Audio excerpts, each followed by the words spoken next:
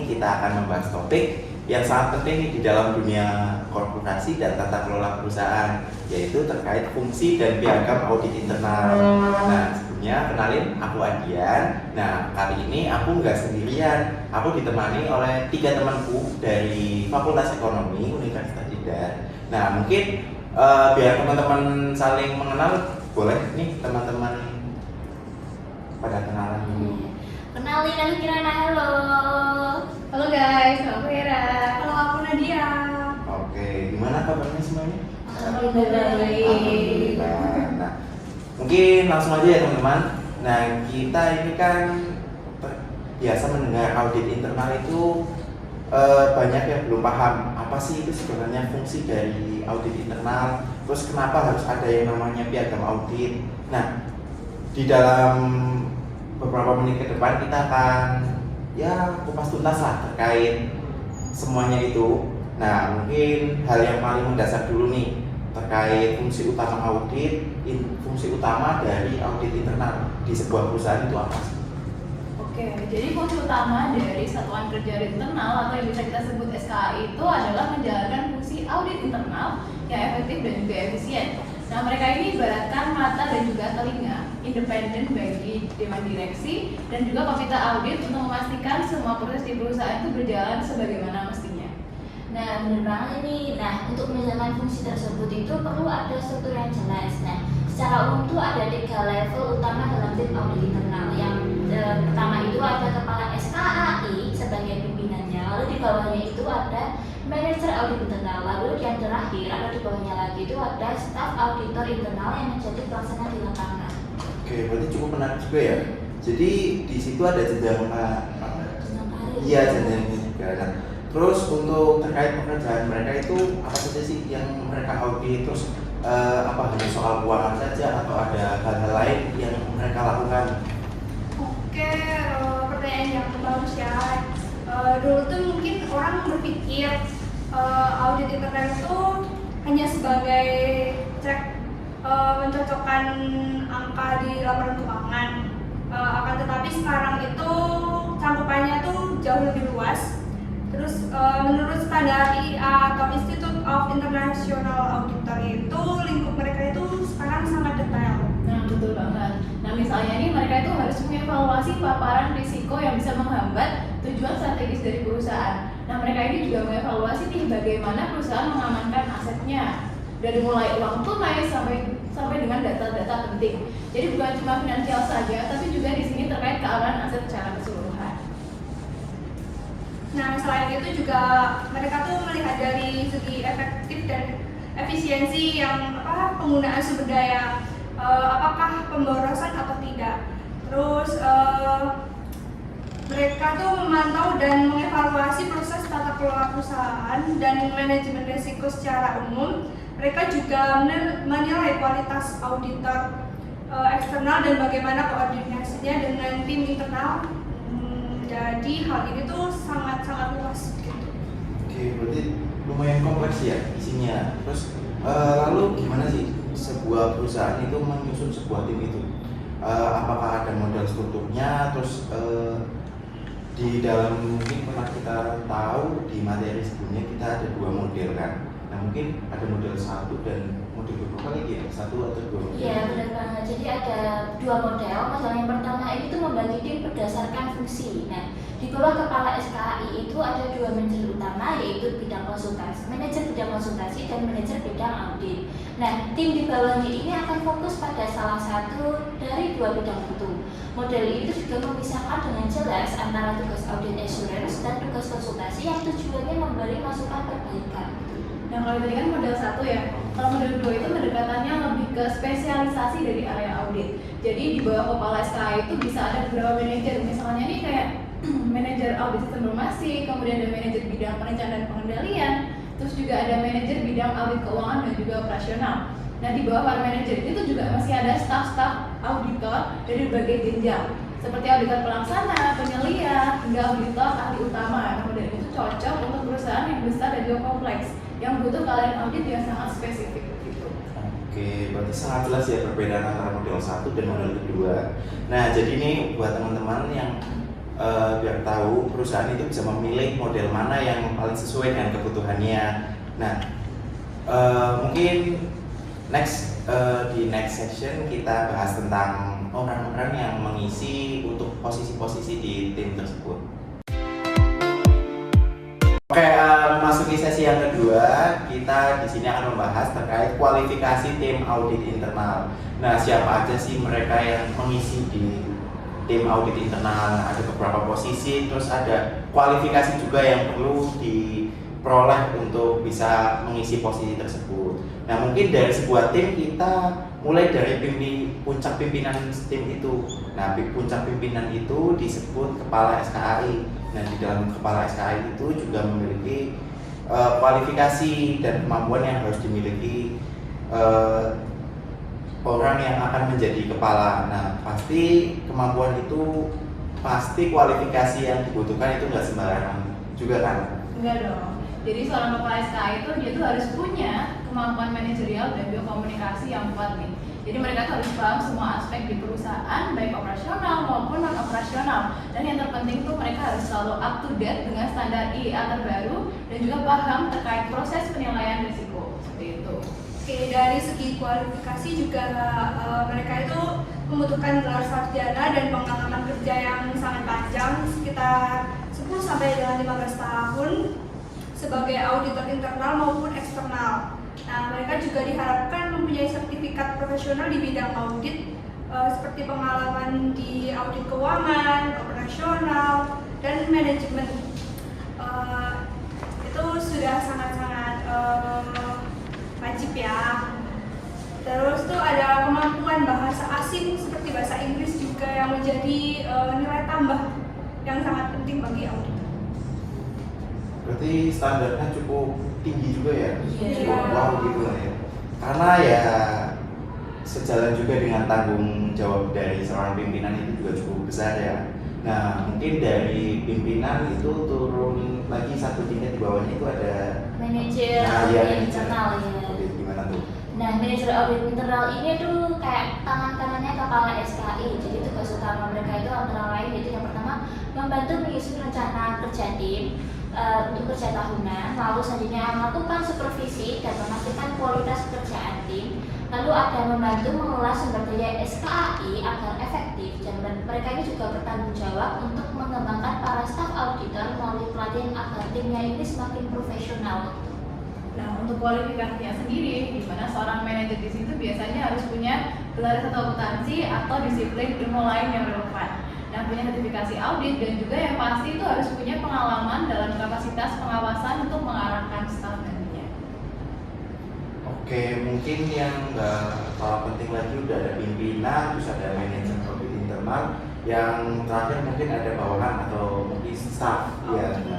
Nah, ini tuh staf auditor itu memiliki peran yang sangat kompleks, tidak hanya sebagai audit keuangan, akan tetapi juga audit kinerja, sistem informasi, hingga investigasi. Nah, tugas mereka sehari-hari itu menyiapkan program audit, mengkaji dan menilai pengendalian internal, melakukan pengujian untuk memastikan kepatuhan terhadap prosedur, dan melaporkan jika ada kelemahan atau pelanggaran.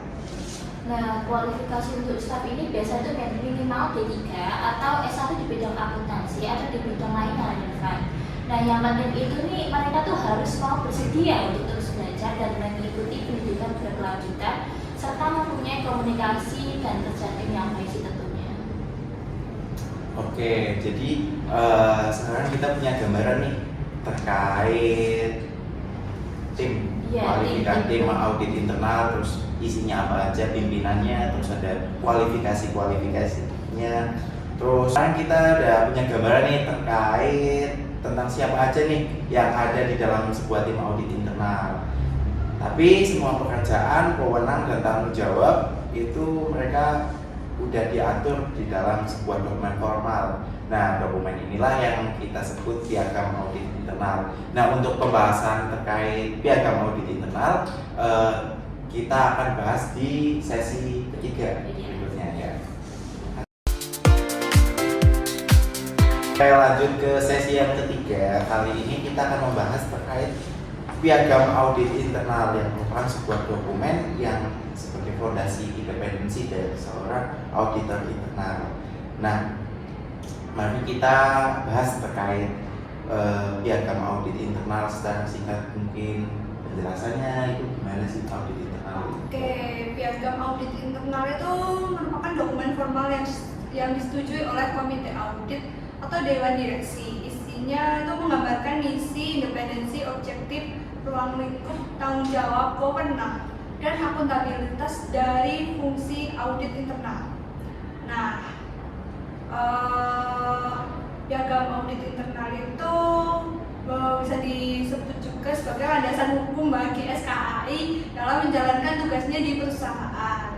Nah, piagam ini itu juga harus didefinisikan nih secara formal dan juga konsisten dengan standar atribut IIA 1000. Jadi piagam itu juga menjadi bukti adanya tone at the top, yaitu komitmen dari pimpinan puncak untuk mendukung fungsi audit internal. Jadi isi piagam itu harus jelas, misalnya nih menjelaskan posisi departemen audit di struktur organisasi dan juga cakupan dari aktivitasnya.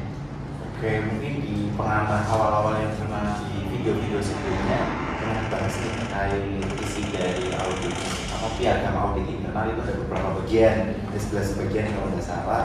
Nah itu mungkin bisa dijelaskan lagi biar teman-teman lebih paham lagi. Oke, jadi yang pertama ada di bagian pendahuluan. Jadi di pendahuluan ini piagam ini akan menyatakan bahwa audit internal itu adalah kegiatan assurance dan konsultasi yang independen dan objektif, yang tujuannya itu memberikan nilai tambah bagi organisasi. Nah, di sini juga disebutkan bahwa aktivitas audit internal itu dibentuk dan bertanggung jawab kepada dewan direksi ataupun di komite auditnya. Oke, selanjutnya itu ada bagian profesionalisme dan kewenangan. Nah, pada bagian ini itu profesionalisme memiliki aktivitas audit internal akan patuh pada kode etik dan standar internasional dari IIA. Nah, kewenangan ini yang sangat penting. Piagam ini memberikan kewenangan kepada auditor untuk mendapatkan akses penuh, bebas, dan tidak terbatas ke semua catatan, akses fisik dan personal perusahaan yang relevan untuk menjalankan tugasnya. Nah, tanpa ini itu auditor tidak bisa bekerja. Nah, terus selanjutnya di sini tuh juga ada bagian organisasi serta independensi dan juga objektivitas. Dan bagian organisasi itu menjelaskan bahwa kepala SKAI itu melapor secara fungsional ke dewan atau komite audit dan juga secara administratif itu ke direksi. Nah, ini tuh untuk menjaga independensinya. Jadi piagam itu harus menjamin bahwa aktivitas audit internal itu harus bebas dari campur tangan pihak manapun dalam organisasi, baik dalam pemilihan audit, terus penentuan ruang lingkup maupun dari isi laporannya. Nah, selanjutnya itu juga ada tanggung jawab dan laporan. Jadi tanggung jawabnya itu adalah mengevaluasi kecukupan dan efektivitas tata kelola, manajemen risiko, dan pengendalian internal. Nah, terkait pelaporan ini, kepala SKAI itu wajib menyerahkan rencana audit tahunan untuk disetujui ke manajemen senior dan dewan. Nah, setelah setiap penugasan itu selesai, laporan tertulis itu harus diterbitkan dan dipublikasikan dan didistribusikan ke pihak-pihak yang terkait termasuk dewan direksi. Nah, yang terakhir itu siapa sih yang mengesahkan piagam ini? Nah, yang mengesahkan piagam ini itu kepala SKAI. Namun setelah berkonsultasi dengan direksi dan dewan komisaris atau komite audit. Nah, setelah itu piagam ini harus ditandatangani oleh kepala SKAI dan disetujui secara resmi oleh direksi dari dewan komisaris ataupun komite audit. Nah, lengkap sekali ya berarti ya. Jadi ada 11 bagian dan pendahuluan, terus ada organisasi, independensi dan lain-lain. Nah, jadi buat teman-teman piagam audit internal itu dibuat untuk benar-benar menjadi fondasi yang kokoh bagi seorang auditor, bukan cuma dokumen biasa. Nah, masuk ke sesi yang terakhir nih. Nah, kita sebelum kita bikin podcast ini di akun IG channel ini itu membuat Q&A untuk buat teman-teman dari teman-teman audit atau teman-teman semuanya yang pengen tahu atau pengen punya pertanyaan terkait audit yang kita bahas saat ini. Nah, pertanyaan pertama itu kita bacakan langsung dari Mbak Duyana. Nah, Mbak Duyana itu bertanya terkait rekomendasi SKAI sering diabaikan oleh manajemen. Apa dampak dari kurangnya dukungan manajemen ini dan bagaimana peran piagam audit bisa membantu? Nah, mungkin bisa dijawab, siapa yang menjawab? Coba saya menjawab ya. Jadi pertanyaan ini bagus banget ya dan relevan juga dengan materi kita yang sudah kita bahas tadi. Nah, apa sih dampaknya itu? Nah, jadi dampak dari kurangnya dukungan manajemen ini lumayan cukup serius. Jadi rekomendasi yang diabaikan berarti risiko yang ditemukan itu tidak dimitigasi dengan baik. Nah, masalah yang sama ini akan mungkin terus berulang dan pada akhirnya itu tujuan perusahaan itu akan menjadi terhambat. Nah, disinilah peran piagam audit ini tuh menjadi krusial. Seperti yang tadi kita bahas, piagam ini tuh memberikan kewenangan dan jalur pelaporan yang lebih jelas. Jadi jika manajemen level tengah atau atas mengabaikan temuan, auditor internal ini melalui kepala SKAI ini mempunyai hak dan kewajiban untuk melaporkan isu ini langsung ke level yang lebih tinggi, yaitu ke komite audit atau dewan komisaris sesuai tertulis di piagam. Jadi piagam ini sebagai alat pembuktian mereka gitu loh. Itu buat Mbak siapa tadi? Mbak Duyana. Itu penjelasannya dari Mbak Kirana, sangat jelas kan? Jadi piagam audit internal itu bukan cuma pajangan tapi untuk alat bertindak. Gitu. Lanjut ke pertanyaan kedua dari Mbak Tata. Dari Mbak Tata itu bertanya, untuk perusahaan otomotif, apakah staf SKAI bisa berasal dari selain pendidikan S1 akuntansi? Berarti mungkin dari jurusan lainnya. Iya, betul. Gimana nih? Oke, pertanyaan yang bagus dari Mbak siapa? Dari Mbak Tata. Oh, Mbak Tata. Oke, jadi jawabannya itu sangat bisa dan juga bahkan dianjurkan ya Mbak.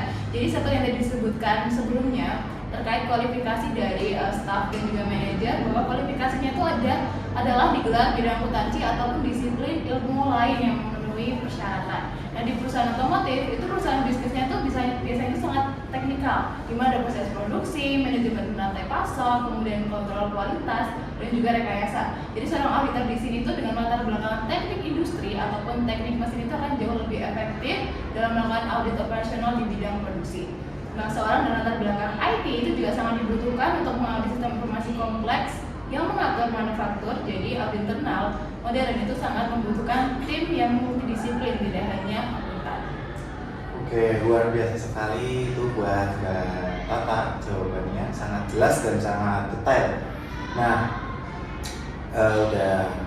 mungkin udah sekian sih, udah panjang juga ya kita bahas-bahas lagi. Terus terima kasih juga buat Mbak Kirana, Mbak Hira, dan Mbak Nadia untuk penjelasannya yang sangat detail, komprehensif, jelas banget nih. Jadi buat sobat audit, kesimpulannya yaitu fungsi audit internal merupakan pilar penting bagi tata kelola perusahaan yang baik. Timnya terdiri dari para profesional dengan kualifikasi spesifik dan struktur yang jelas, dan semua itu dilindungi dan diberi wewenang oleh sebuah dokumen formal, yaitu piagam audit internal yang memastikan mereka bisa bekerja secara independen dan objektif untuk memberi nilai tambah bagi organisasi. Semoga pembahasan kali ini bermanfaat. Jangan lupa like, komen, dan subscribe agar tidak ketinggalan konten-konten kami berikutnya. Sampai jumpa di episode